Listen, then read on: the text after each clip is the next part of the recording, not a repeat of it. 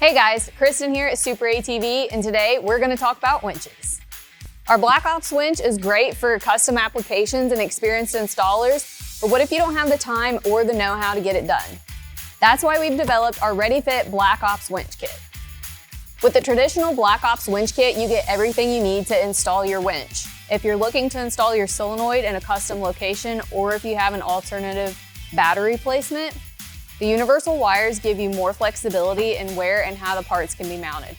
However, sometimes that can be a pain when you have a specific machine you want to install your winch on, and that's where the Ready-Fit Black Ops Winch Kit comes in handy. With the Ready-Fit Black Ops Kit, you can cut down on install time and, more importantly, stress.